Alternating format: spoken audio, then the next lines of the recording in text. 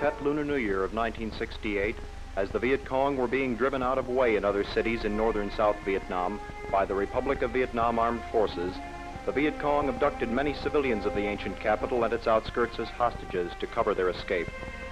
More than 1 year later, on March 25, 1969, there was a rumor that a mass grave of the Viet Cong victims had been uncovered in Phu Thu District, Thu Tien Province. Scores of people rushed to the Dong Di, Dong Son, Dong Lac, Quang Xuyen areas where other graves were suspected to be. Under the burning sun and in the hot sand, the people begin to dig in the suspected spots.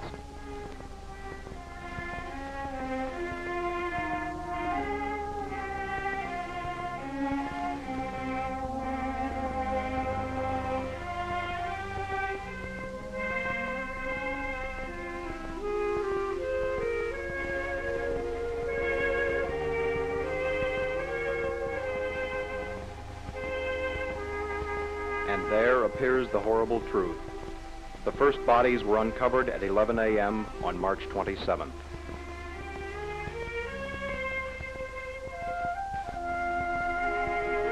These bodies were found in a state of disintegration and contraction, with proof that the victims had been savagely tortured before being hastily buried under the sand.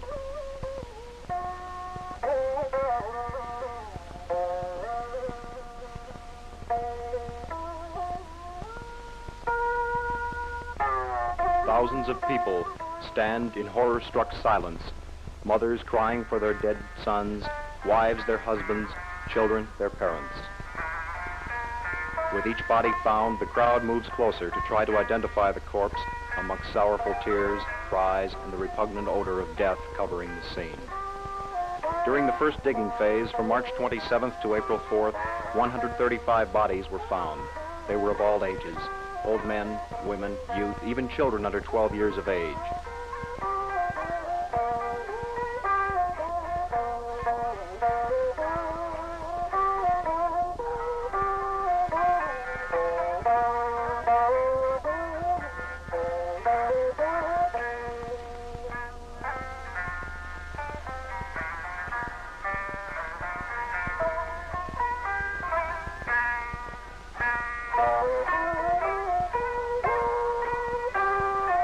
Incense sticks are placed by trembling hands, eyes clouded with tears.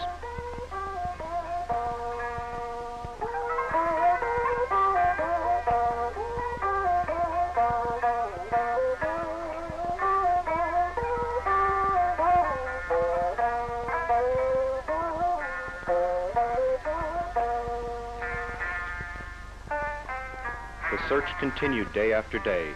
On April 7th and 8th, another grave 850 meters long, dug from Dong Son to Dong Lac villages, was found to contain 98 bodies.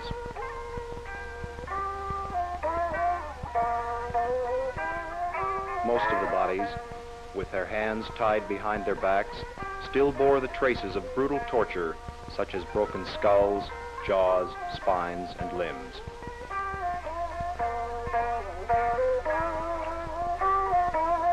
The third digging phase began on April 11th. Hundreds of other bodies were found, hastily buried under the sand.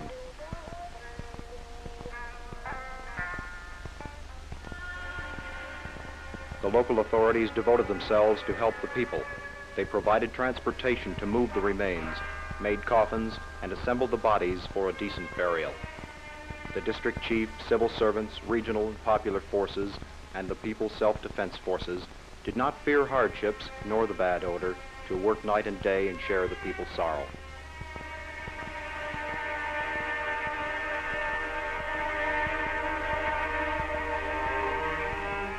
At the assembling point, hundreds of coffins are lined up side by side amidst the solemn atmosphere and smoke from the incense sticks.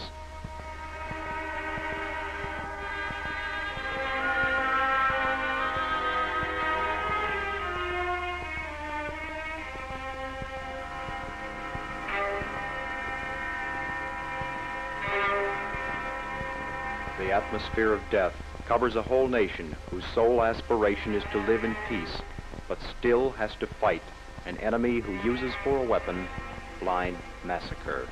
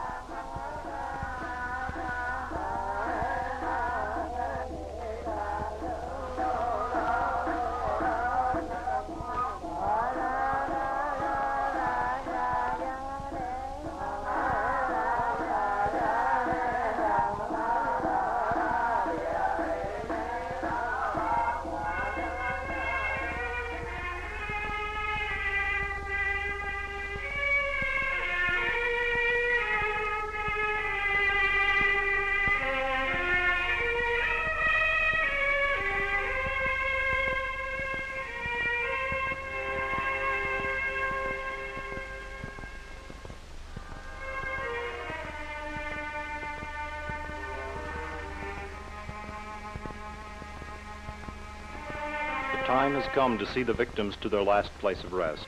The People's Self-Defense Forces tie bamboo sticks to each coffin. Everyone is working with sincerity and respect.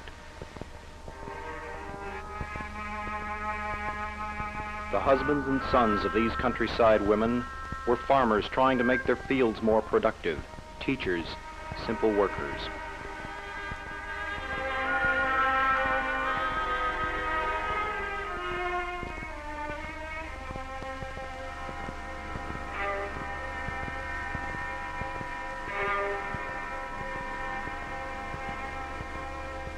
Coffin after coffin is moved out of the gate and lined up for the last journey.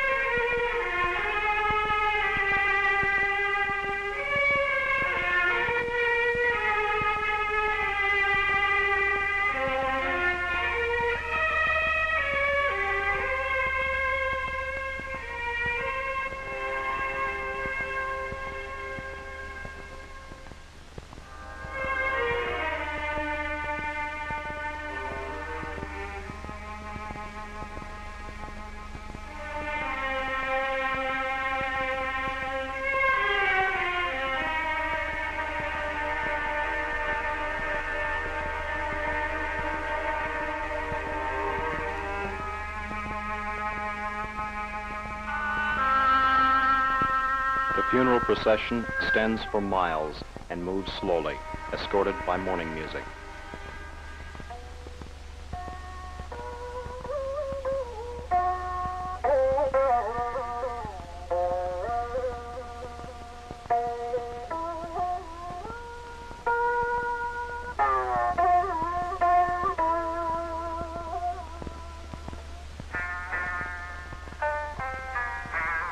The simple coffins follow each other to the cemetery.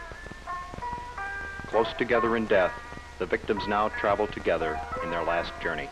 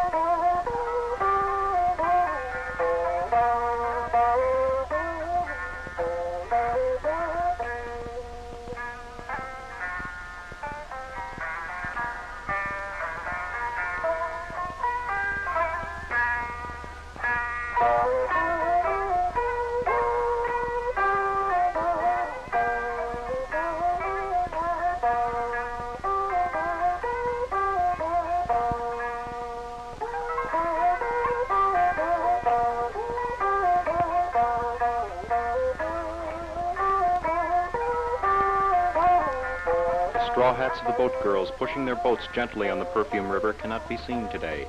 The straw hats of the shy Donghan schoolgirls in their robes cannot be seen today on the Trong Tien Bridge. The only straw hats seen today hide the mourning turbans above tear-clouded eyes and white robes. Color of suffering, color of indignation borne by the South Vietnamese in a common sorrow.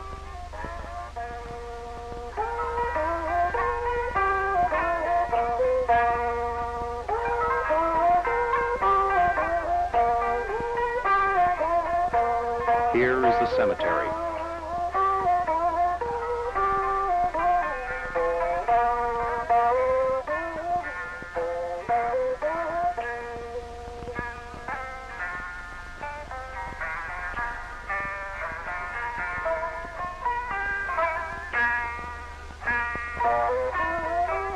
The coffins wait beside the graves before resting in the earth forever. Civilian and military authorities are present to bid farewell to the dead.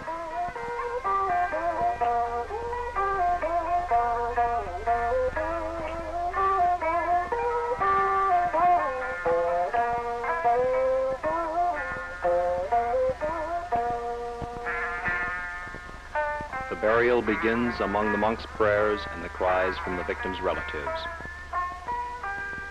Once again, a page of the history of this nation has been stained by a cruel, bloody, and tearful communist atrocity. Long afterward, the people will tremble and curse the murderers when this page is recalled.